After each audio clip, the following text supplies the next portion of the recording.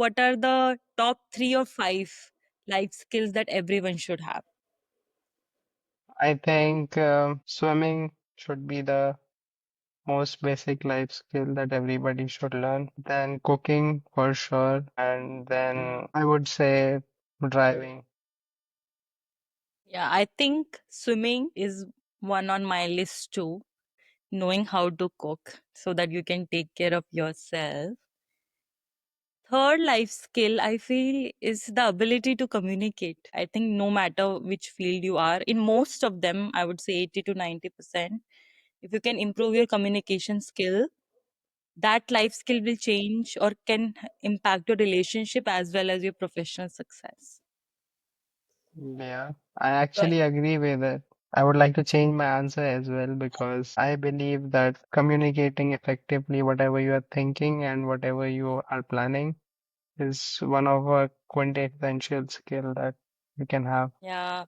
And I think lot of problems that happen in world or in our personal life is also our inability to communicate what we are feeling. A lot of the time in the US, I've seen that people are more confident than the skills they have sometimes. And I wonder one of the reasons that US is so successful is it their inherent optimism, confidence, and this communication they have compared to in India what I have seen. Yeah, as you can see, like the content industry itself, which is sort of like people communicating their ideas and thoughts on the screen. Most of the time, the YouTube space, every informative kind of space is also dominated by the US. And I would say some of it is the cultural impact of the US through their movies and all, but some of it is, of course, the way they communicate. I would say to be a good communicator, you should be in tune with your thoughts. So if you don't even know what you're feeling, you can't communicate that, right? What do you think? Just the other day, I was thinking to myself that one thing that I want to work on is having clarity of thought. Because sometimes in any situation, I will have one voice talking about this aspect of the situation. Then there is another thing, then another web of thoughts. All of them may be valid with certain reasons, but ultimately you have to choose one direction and one strong point. But when you have 10 different aspects of a situation going inside your mind, and you do not have a strong hold onto one thing, that creates a lot of confusion to what is important for me. Having clarity of thought is important, but how does one get clarity of thought? Many ways to do so. In my book, I would say the easiest one is being a little bit careful, thinking about what you are speaking before you are trying to utter a word. It's very important to think before you speak. How to have how to be a person who has clarity of thought?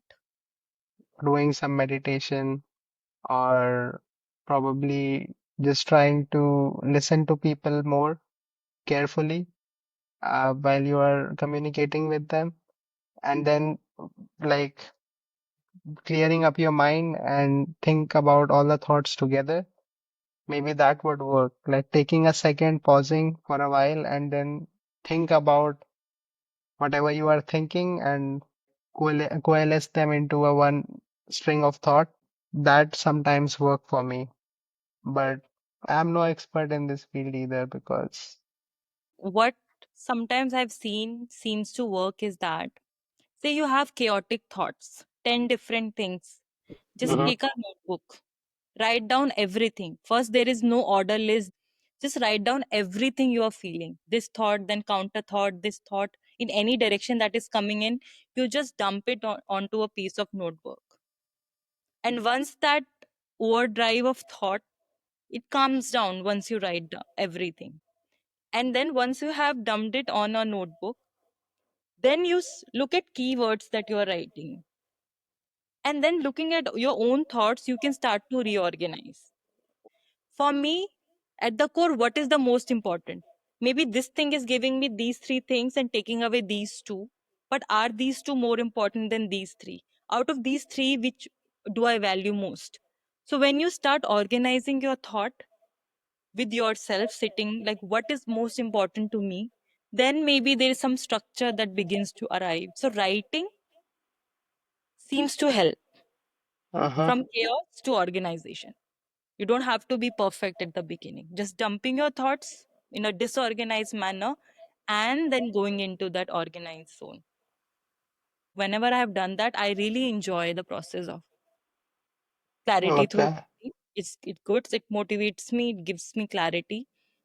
Another thing, if I think about what can help getting clarity of thought, I think it will again come down to the same thing. Know yourself. Knowing yourself, it's a journey in itself. I don't think it's a one day job that one day suddenly you know. But if you go beneath, why do I want this? Which is really important. Then you begin to, oh, maybe these three things, I'm just conditioned to think like that. But even if I don't have these, I can manage. But these qualities for me as an individual are really important. So maybe just going through your life experiences and realizing, forming a framework for your own self. Like, these are my principles. I like these things. These are the things that align with me. Going deconditioning a bit. Sometimes what we want is just we haven't thought much about it. We just want it because we think that's normal to want. Uh-huh. And with with each and every life experience, we have to reconnect with ourselves. How did I feel when I did that? How did I feel when I chose that instead of that? Was that really aligned with me? And don't you think human beings are quite poor at remembering what they did in their past? Maybe they have their own narrative which they want it to fit. So in the end, the mind tries to resolve that, and it comes up with some stories that and explanations which are factually just false, but they are just here to make your mind more stable. So you can actually never be sure about, hey, I did this and then this was the outcome. Maybe at that point of time you felt different. Or maybe the choice you made were under a different circumstance. You can't even trust your brain to accurately report that to you unless you are actually just categorizing each and every factor every time you're making a choice. Then maybe you will get some factual answers, but like looking back and seeing, hey, how this was and how that was, I would say the mind is a very bad recollector of the past because it makes us see the way it is stable for us, not how it actually was. I agree that our mind is quite biased when it recollects the past. It is based on our version of past is not really the absolute version of truth. Hmm. So when I talk about going through life experiences and then realizing what you want is when you were just making this point that when we recollect, we never analyze rationally. So what I was thinking was that with every experience, you refine who you are. Uh-huh. You get more in touch with actually this feeling or this thing matters to me. This is what makes me more alive or be aligned with me. And this is going against who I am, which is obviously a self discovery process. It is not a one day event. But when you are trying to be aware and aligned, how you are feeling about a situation or how you are acting, then keeping that as a compass, not exactly that if I do this, this will be the outcome, but if I choose this, I feel this is more aligned to me. When I Uh-huh. do this, that is going to make me more at peace and ease. So it's knowing ourselves in that way, because Uh-huh. just on the basis of numbers or stats, okay, you get some idea, but everybody is so different that any advice I say you should do this may not be right for you. Uh-huh. It comes down to understanding who you are. When you choose this path, this is how you feel. You can go back to your past after some time, maybe when your emotions have died down, and you, if you are self aware enough, then you can maybe recollect how your choices made you feel at that moment, which you were totally blind to when you were into it.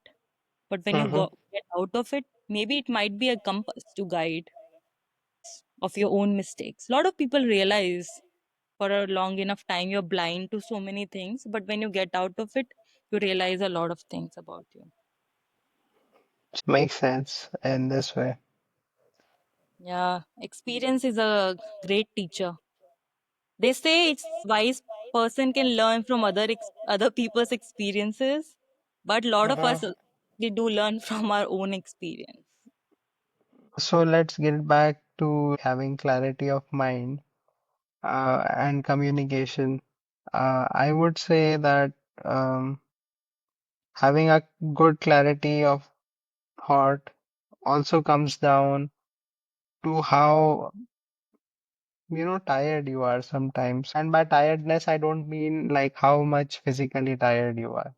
Sometimes you can be perfectly like doing well when like sitting on a chair and having no exercise whatsoever, but you can be on the computer watching social media, scrolling the reels on Instagram every 30 seconds. Oh, I have felt that effect. Totally agree. Whenever I try to do that, I have done it only like a couple of times. Like I have still not watched reels on Instagram, thankfully so. And but sometimes my friends send me shorts, and then sometimes I start scrolling, and that just destroys my clarity and vision of thought. I would say these social media companies, they are doing a very good job in keeping people distracted and destroying their brain power. There's no Yeah, attention span. We want quick yeah. dopamine hits. That's so true. So I have observed whenever I'm doing this, like reading news or watching shorts, this disturbs my clarity, and whenever it also disturbs my meditation as well. So I cannot meditate properly when I am disturbed like this. Yeah, Your lifestyle is going to influence each every aspect of your life. You're trying Mhm. to focus, you're trying to be a good communicator. Not going to the social media, you can because you can have more clarity if you are not scrolling reels every 30 seconds. It definitely hinders your mind. You have a choice to not watch it, so you can make that choice. If you're spending so much of time getting stimulated, or your mental energy is being occupied by passively investing your time and energy into what others are creating, I think very less energy and time is left for you to know what you want or where you want to focus our energy. So one day I want to start a center, completely digital detox, yoga, meditation, retreat center. Everyone needs to do that, to do digital detox for our brain. Yes, The last 1 month, I don't know what has happened to me. I was that person who my first hour of morning is sacred, before sleep is sacred, no scrolling even while work. I'm very strict about not using my phone. But last 1 month, I'm just on my phone all the time. And it feels so different. It just doesn't feel good, but it's so addictive. It's like a habit which you require so yeah, much of energy to break once you get a hang of it. You're just engaged into that piece of. for sure. Um, Speaking of other skills, the communication skill is nothing but a skill. At the end of the day, it can be trained. So one of the factors is like clarity of mind. Yeah, we explored in depth about it. But then there is communicating by speaking in public, communicating while you are outside giving some talks online, maybe making a YouTube video. Everything works in this case to train your speech, and by hearing yourself back again and analyzing, hey, I was not so coherent when I was speaking like this or like that. Maybe I should be more articulate while I'm stringing some words here and there. So yeah, I think it's like just any other skill. You can train it as well. I was just going to make the similar point that communication skill is something that you can work on. What you need practice of. Uh-huh. Just like for swimming, You go to swimming classes, or you learn, you practice it, and then you become a swimmer. For communication skill also, we need to practice. It's not just enough that you want to read some books on communication. Okay, these are the 10 effective ways of communication. You have to practice communication to be better at it. I've seen a lot of people, including me, who are not great communicators, but they are thinking so fast that you end up speaking also so fast. Mm-hmm. One of the thing we can practice is to give gap and to speak slow. That way, the probability of us making sense might increase. Makes sense. Yeah. I am thinking about communication because it is an important life skill. Yeah, communication is very important life skill, and we can do. I think one way is like that, and Mhm.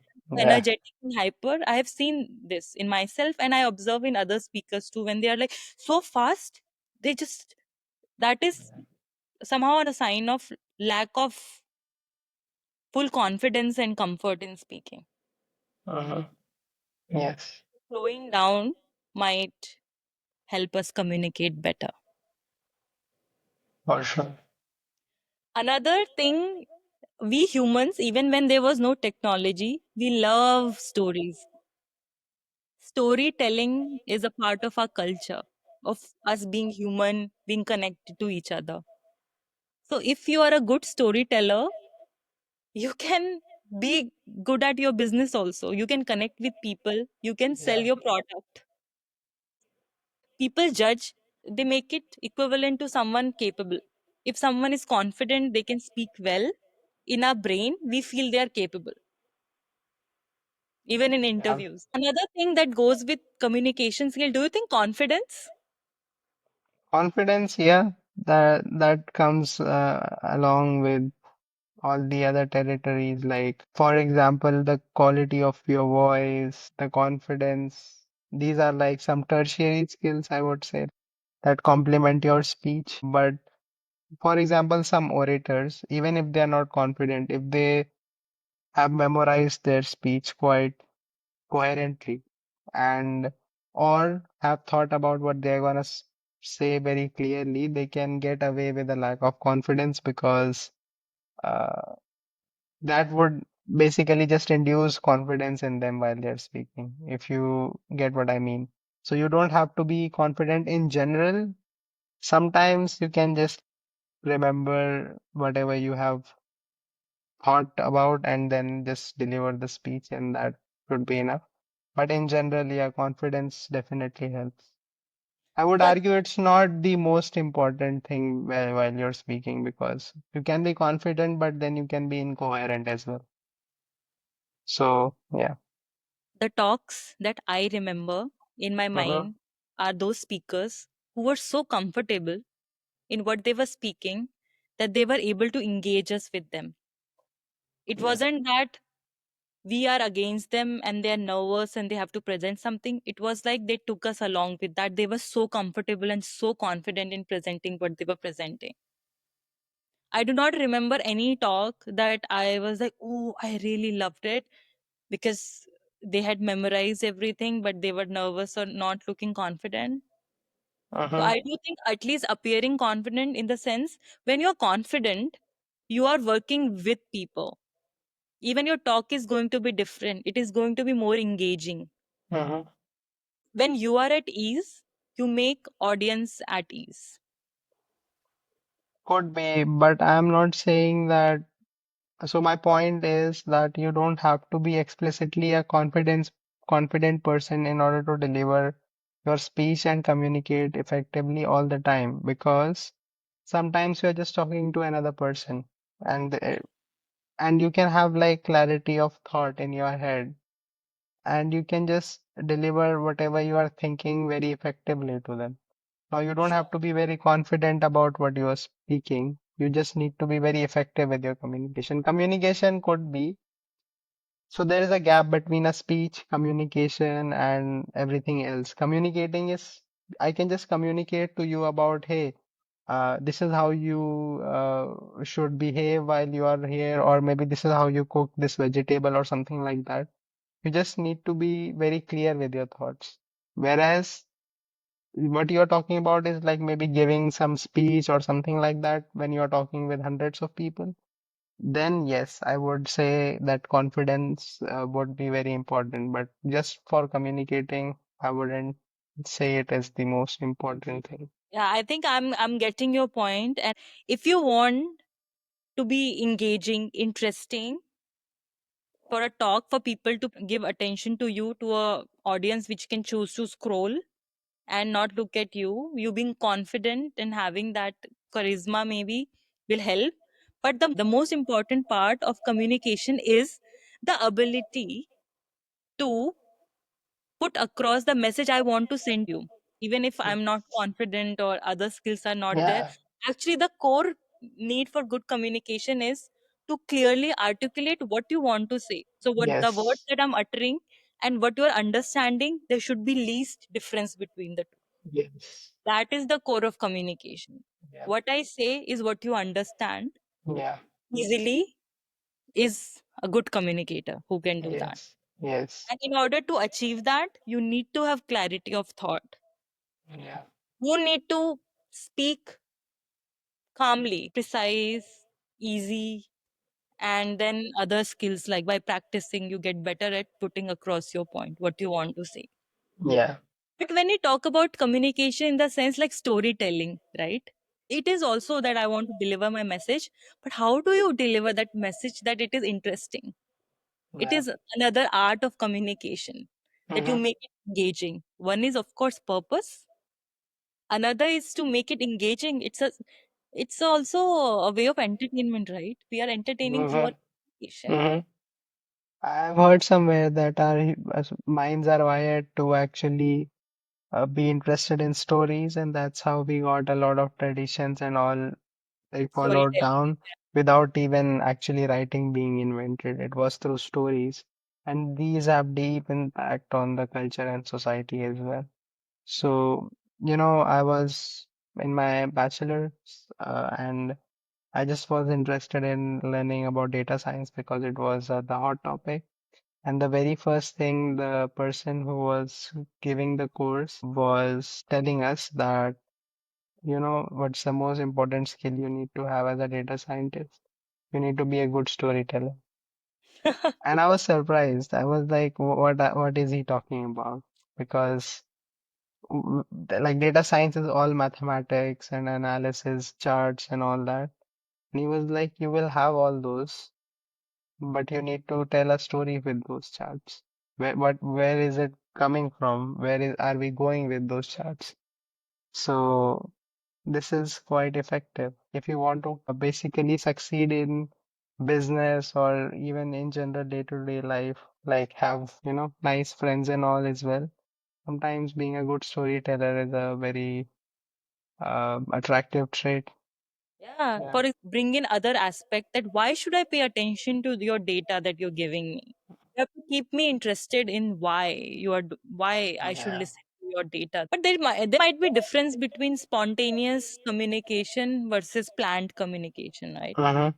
Yeah. Like being able to spontaneously communicate with someone versus being someone who prepares well. I would say communicate through stories. Whenever you are trying to communicate, even spontaneously or via speech, whenever you hear a speech and somebody starts with, when I was a child, my mother used to tell me this. And then they start, as soon as they say this word, I am hooked. I'm like, what happened in your childhood? What did your mother say? So I want to know answer to those questions. So a story is about getting the listener to be Curious, curious, right? creating curiosity. Hey, Creating curiosity. Yes. So, for me, in both spontaneous and non-spontaneous communication, having the ability to capture people through stories, pretty, it's a very handy skill, and I would actually like to have it myself. okay. So these were Uh-huh. some aspects of communication. We were talking about life skills and then we hooked on to communication. I Yeah. think in this day and age, it is an important skill. And that is why I think we both are also trying to speak, because we want to improve Yeah. our communication skills. So anyone who is listening, they can also practice, write down what we are trying to say, practice, speak slowly, and listen to good speakers also. One point that Yeah. we didn't talk about is listen to the people that you find to be good communicators, and maybe try to copy the way they are speaking, few Hmm. lines, listen to that, so it subconsciously also it might help you improve. Reading books might help. Reading books, exactly. Yeah. Reading books, then your language skills improves, and Hmm. storytelling also. So these are some ways that we can help ourselves to Yeah. communicate better. Okay, bye. Sure. Bye bye. Bye.